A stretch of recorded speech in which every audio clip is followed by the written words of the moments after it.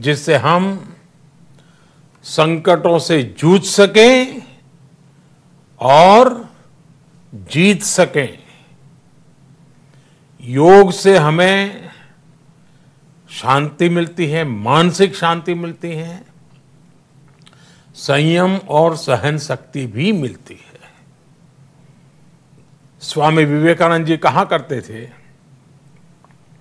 एक आदर्श व्यक्ति वो है जो नितांत निर्जन में भी क्रियाशील रहता है और अद्वितीय गतिशील में भी संपूर्ण शांति का अनुभव करता है।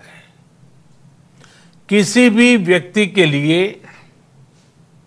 एक बहुत बड़ी क्षमता होती है, जब बहुत ज्यादा विपरीत परिस्थिति हो तब भी एक्टिव रहना, थककर हार न मानना, बैलेंस रहना, ये सारी चीजें योग के माध्यम से हमारे जीवन में स्थान प्राप्त करती हैं, हमारे जीवन को बदल देती हैं, ताकत देती हैं। और इसलिए आपने भी देखा होगा, महसूस किया होगा, योग का साधक कभी संकट में धैर्य नहीं खोता है। योग का अर्थ ही है समत्वम योग उच्यते, अर्थात अनुकूलता, प्रतिकूलता, सफलता, विफलता, सुख, संकट, हर परिस्थिति में समान रहने, अडिग रहने का नाम उसी तो योग कहते हैं। Friends, yoga enhance our quest for a healthier planet. It has emerged as a force for unity and deepens the bonds of humanity. It does not discriminate. It goes beyond race, color, gender, faith, and nations. Anybody can embrace yoga. All you need is some part of your time and empty space. Yoga is giving us not only the physical strength, but also mental balance and emotional stability to confidently negotiate the challenges before us.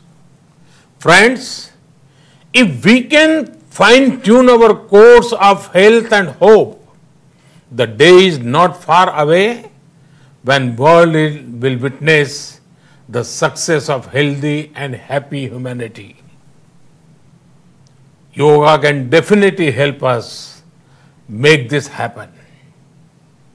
साथियों, जब हम योग के माध्यम से समस्याओं के समाधान की बात कर रहे हैं, दुनिया के कल्याण की बात कर रहे हैं, तो मैं योगेश्वर कृष्ण के कर्मयोग का भी आपको पुनः स्मरण करना चाहता हूं। गीता में भगवान कृष्ण ने योग की व्याख्या करते हुए कहा है, योगः कर्मसु कौशलम, अर्थात कर्म की कुशलता ही योग है। Efficiency in action is yoga. ये मंत्र सदा सर्वदा हमें सिखाता है कि योग के द्वारा जीवन में अधिक योग्य बनने की क्षमता पैदा होती है। अगर हम अपना काम अनुशासन से करते हैं, अपना दायित्व निभाते हैं, तो भी एक तरह का योग ही है। साथियों, कर्मयोग का एक विस्तार और है। हमारे यहां कहा गया है, युक्त आहार विहारस्य युक्त चेष्टस्य कर्मसु युक्त स्वप्नावबोधस्य योगो भवति दुखा।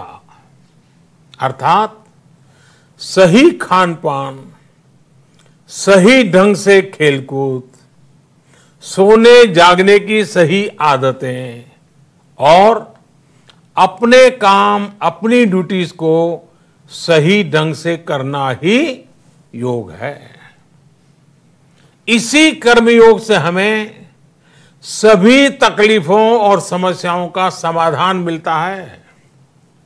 इतना ही नहीं, हमारे यहां निष्काम कर्म को बिना किसी स्वार्थ के सभी का उपकार करने की भावना को भी कर्मयोग कहा गया है। कर्मयोग की यह भावना भारत के रग रग में रची बसी है। जब भी जरूरत पड़ी